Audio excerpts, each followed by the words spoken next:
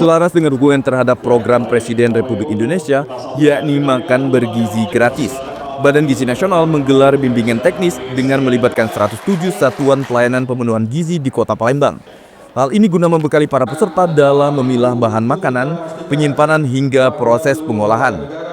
Diketahui selama berlangsungnya program makan bergizi gratis, masih ditemukannya kasus menu makanan yang dinilai bermasalah hingga berdampak adanya keracunan di beberapa sekolah yang ada di Indonesia.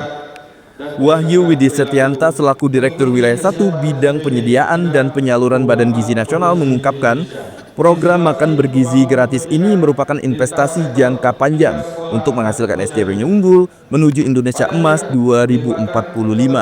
Dan juga ini merupakan visi Presiden, yakni memperluas kesempatan kerja serta mendorong multiplier efek ekonomi di masyarakat. Adapun sasaran penerima manfaat makan bergizi gratis meliputi beberapa kelompok, yakni ibu hamil, ibu menyusui dan anak yang telah lahir, balita serta anak usia sekolah. Bimbingan teknis untuk para penjamah makanan dengan tujuan, dan ini kita kemas ke dalam bentuk PGN Road to Zero Accident.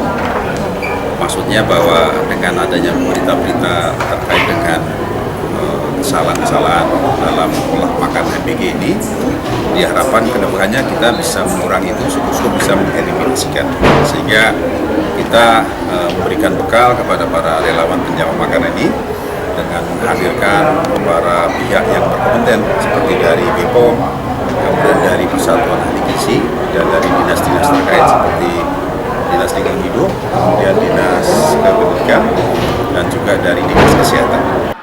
Melalui BIMTEK ini diharapkan seluruh satuan pelayanan pemenuhan gizi mampu meningkatkan kualitas layanan serta memperkuat standar pengolahan makanan, sehingga program makan bergizi gratis dapat berjalan lebih baik, aman, dan memberi manfaat maksimal bagi jutaan penerima manfaat di Indonesia.